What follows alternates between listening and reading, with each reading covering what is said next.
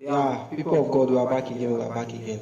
So, my name is Christopher, like I said earlier, and we are here to talk about the biggest match of the weekend. The biggest match of the weekend, which is Arsenal versus Manchester City, and Arsenal in Emirates Stadium, Dublin. Arsenal versus Manchester City on Sunday by 5:30. So, moving on. Arsenal. Wetin happen against Lens?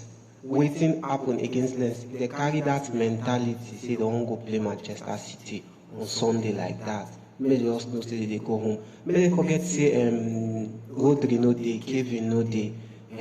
There's a probability that Bernardo Silva will not be available for the match too. They should just forget all that. If they carry that kind of game where they play against Lens for Champions League, say they wan go face Manchester City like that, we all know Arsenal I wanted to say Arsenal are going back home, and then Arsenal will definitely end up with 0 points. They will definitely end up with 0 points because even with those squad who Manchester City no get, those players who they no get, we know say they still fit cause upset. Even though their last Premier League game they lose Carabao Cup match against Newcastle they lose those teams like Pep Guardiola don't drill those teams. We know those teams can actually they can actually do more than what they did earlier in those two games. So if Arsenal come out with that same mentality they came out with Lens, it is a no for me. And another thing again, there's a possibility that Saka won't be available. We all know saying Saka be Arsenal main man now. Bukayo Saka as Arsenal main man. I watched a press conference earlier where Ateta was saying there's a probability that Saka will be available. That he was saying something about him not being a doctor and all, but we know say even if Saka, the last two matches against Bournemouth and Lens, the guy limp off come off for stage. So we know say even if Saka starts, he no go fit give that 100%. My own issue here be say why be say they play Saka for every game? Why Ateta they always play Saka for every game? When you never really tell Reece Nelson. Now we remember Reece Nelson now, the guy we score against Bournemouth. We remember the guy now. We never really tell Reece Nelson. Where Reece Nelson sign contract. And we all know say Reece Nelson at that same position where Saka they play. We know say at that position they play. Yet Ateta, I don't know what the reason why Ateta no one just they play Reece Nelson. Sometimes they rest Saka. But no, still on Arsenal again. Havertz. If Havertz starts that match on Sunday, we'll just know say Arsenal don't go.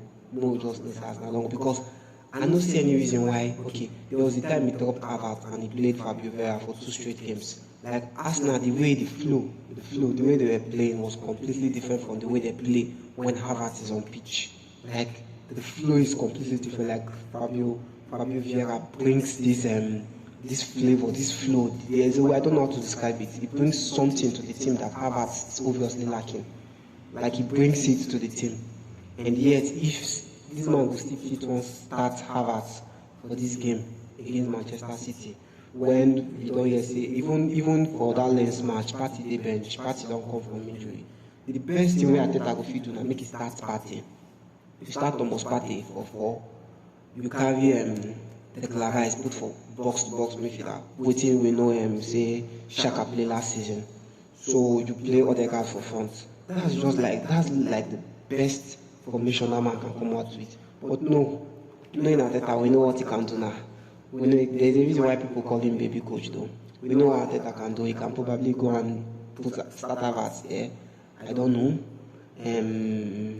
Okay, just satisfying and all. No. And Manchester City coming back from 2 consecutive defeats and beating Leipzig last Wednesday. One thing I don't learn, since when I've been watching football is never underrate the team. Talk less of a team like Manchester City that won the treble last season. Like you can't even compare. Like never underrate them. If you like me they get injuries. Maybe they get injuries full ground. See the injury even get. See what Julian Alvarez they play. We see what Julian Alvarez they play now. The guy na striker they buy him from.